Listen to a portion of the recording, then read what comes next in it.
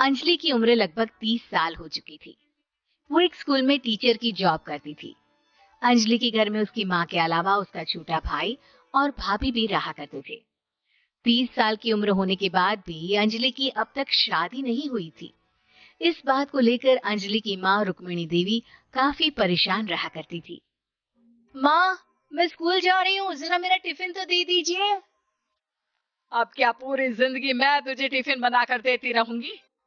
अरे कुछ सोचा भी अपने बारे में या बस ऐसे ही?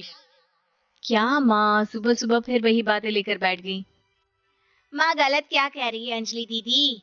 इतनी उम्र हो चुकी है आपकी, माँ कब तक आपकी सेवा करती रहेंगी?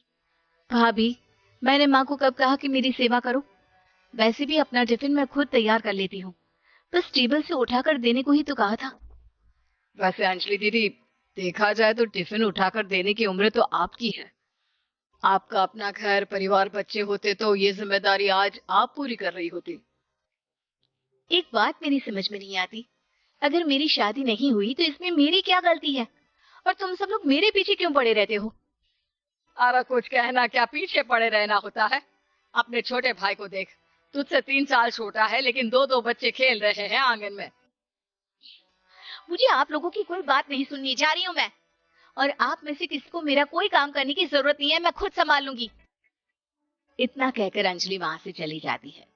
शाम को जब अंजलि अपने स्कूल से लौटकर घर वापस आती है तो उसने देखा कि पड़ोस वाली निर्मला चाची वहां पर बैठी हुई थी।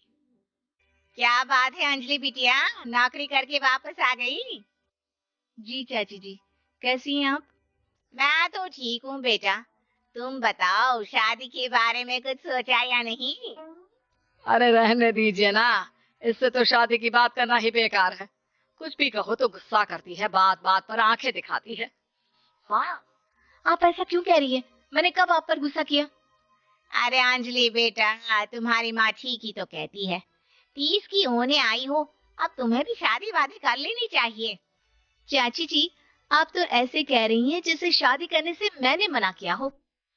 रहने दीजिए निर्मला चाची, हमारी अंजलि दीदी को अभी तक उनकी पसंद सुलझा नहीं, हाँ, इसीलिए वो शादी नहीं। भाभी, ऐसी कोई बात नहीं है।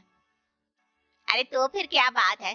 तुम्हारी माँ ने तुम्हारे लिए इतने रिश्ते ढूंढे, लेकिन तुम्हें कोई पसंद ही नहीं आता। क्या है ना चाची जी, हमारी ननद रानी नौकरी जो करती है, ऐसे ही थोड़े ना कर लेंगी। अरे भाई, नौकरी का घमंड है तो बात अलग है, कोई और बात हो तो बताओ, कोई रास्ता निकाला जाए। नहीं नहीं चाची जी, कोई बात नहीं है, बस मुझे अभी तक अपनी पसंद का कोई मिला नहीं है।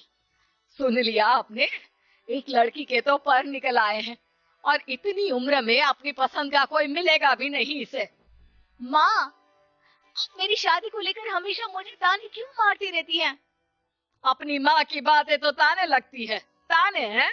बताओ मैंने कुछ गलत कहा क्या?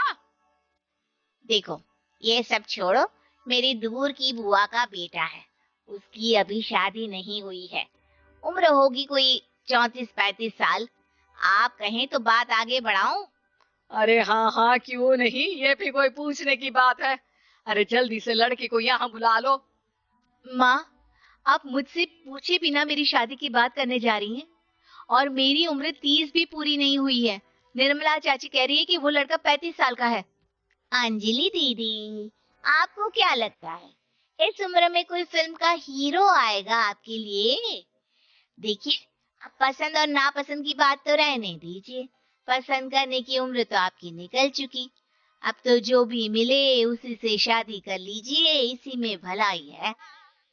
तेरी भाभी बिल्कुल ठीक कह रही है। अब जैसा रिश्ता मिले उसके लिए हाँ कर देना, ताकि हम भी गंगा नहाए। ठीक है, चलिए, मैं उस लड़के को कहती हूँ, वो कल ही अंजलि को देखने आ जाएगा।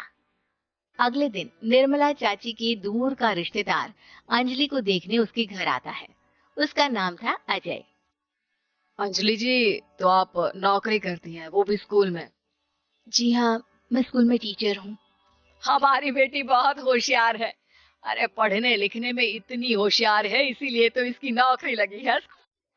अब हाँ हाँ ठीक है आंटी जी, अब मुझे भी तो बात करने दीजिए आपकी बेटी से। जी पूछिए ना, क्या पूछना चाहते हैं? अंजलि मैडम, ये तो बताइए कि आपने अभी तक शादी क्यों नहीं की? बस ऐसे ही, कहीं कोई रिश्ता पसंद नहीं आया इसलिए। लेकिन क्या मैं आपसे पूछ सकती हूँ कि आपने शादी क्यों नहीं की? अंजलि, क्या कर रही हो तुम?